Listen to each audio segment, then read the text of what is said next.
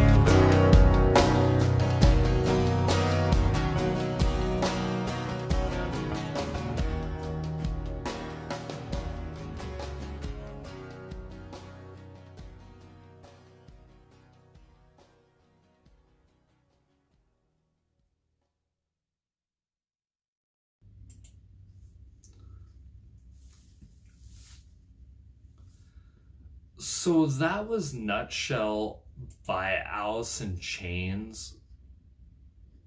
Wow, what a song.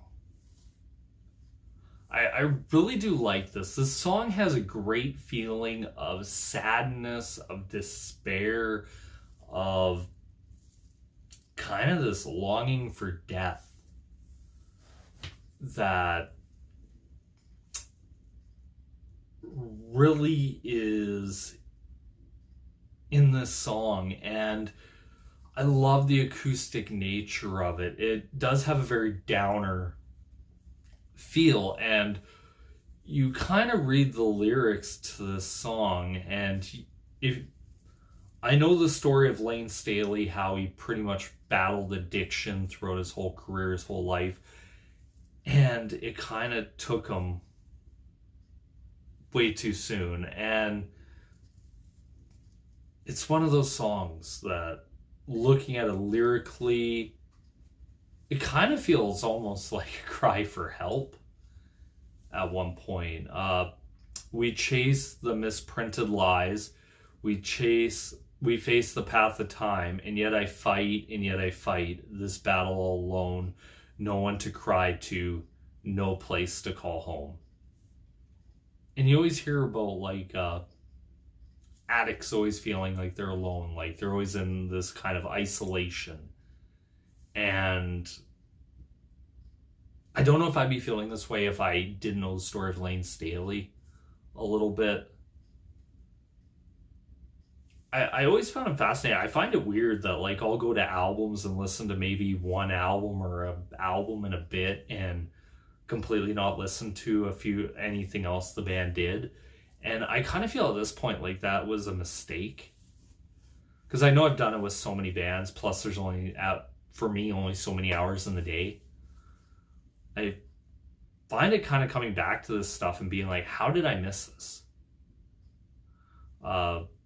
The second verse, my gift of self is raped, my privacy is raked, and yet I find, repeating in my head, I can't be my own, I feel better dead. Kind of like that feeling of relief of it's over. And it's kind of a sad, really sad way to look at it.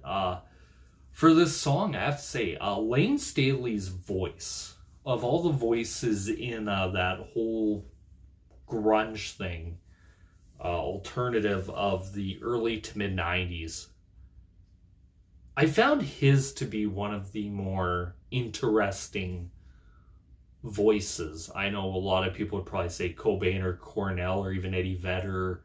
If you want to throw Scott Weiland and Stone Temple Pilots in there, probably. But there's something about Lane Staley's voice that I've just always loved. And kind of sad, yeah, that I never did go and listen to much past Facelift, a song here and there. I've never heard this one before, which is strange seeing how many views it has on Spotify or listens that I probably would have come across it at one point. But I have to say, other than Lane Staley, Jerry Cantrell is a guitar player that I love his guitar work on that Facelift album a lot. Like, I know I go back to that album. That album I really love, especially the song Love, Hate, Love, where it is something that sounds very simple. And it just works. And his ability, and then his soloing is also really good. Then you have songs on that album as well as like Man in the Box. Just feels like a very simple, but yet very complicated riff to really nail properly. This song, like, I have to say, I love the acoustic nature, but it's also the drums and the bass that fill in the sound of the song to me that really work and give it a whole nother dimension. I believe it's, what's the drummer's name? Sean Kinney and Mike Inez. I believe that's how you pronounce it. If I'm wrong, I apologize. The rhythm section to Alice in Chains has always felt like it's just as important Is the lyrics, or is the vocals, or is the guitar? Because you're keeping that rhythm going. And with a song like this, where it's very acoustic, but it feels like it's also being run through kind of like, I want to say delay with maybe a little bit of chorus on it, or kind of also feels like maybe thrown through a Leslie speaker type sound, where it's just interesting. I know Jerry Cantrell was always playing around with things, different pedals, different ideas. It really does open up, I think. I kind of feel since starting this channel, I've become a lot more open to stuff that I might not have ever given a chance to previously. Whether it be stuff like wanting to go check out punk rock or new wave, or even some bands in prog, quite honestly, or even some pop bands that are artists that I'm like, you know what? I think I owe it to myself to at least have a wider range. And hearing this song is one of those where it's like, man, I wish in my younger years I wasn't so rigid in what I listen to. For those of you who don't know, like when you're listening to artists like Pink Floyd, Frank Zappa, Uriah Heep, massive Megadeth, massive catalogs, where if you get bored with one sound, you can always go over to something else and it'll always fill you over. And a lot of obscure bands also that I was listening to at the time, but I really, really dig this a lot. And have to say, it makes me want to check out more from Alice in Chains, maybe give grunge a whole, or at least that sound, that Seattle sound. I kind of actually hate calling it grunge, because I feel like Alice in Chains to me at least always felt more, a little bit more harder than just a grunge band, but maybe they just got lumped into it. But anyway, I'm gonna actually give all this a new fresh coat of eyes. Hell, I might even give country a new fresh look with this channel and really kind of seeing where I want to go. But anyway, guys, that's my thoughts and opinions. I know I've been rambling on probably way longer than you guys have watched. But anyway, this is me here once again saying thank you guys so much for watching. It really, really does mean a lot. If you're new to the channel, hit that like button, smash the subscribe button. I know I have a bunch of polls coming up, probably every other day. I'm just going to be filming twice of them. So if you have a poll you find you haven't voted in, go back, look on my page, click on my channel, my community tab. It'll have all the polls pretty much, I believe, up to the 20th.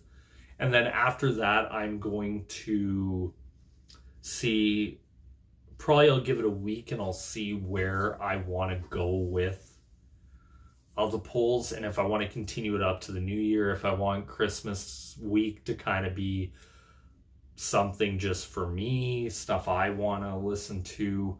But I think in the new year, one thing I am, and you guys can comment down below about this, is do I just put up a poll of a band with 5 songs and see which one you guys vote on? And that might be where I go forward with this channel. And just really just see where it takes me. That's really all I'm wishing for. Just listening to this stuff, seeing where it takes me, where you guys take me. If there's something you really, really want me to react to, it quite honestly doesn't hurt to just keep spamming me with it, because then it keeps it fresh in my mind. But anyway, once again, I'll say thank you guys so much for watching. It really, really does mean a lot to me. This is me here signing out. Peace.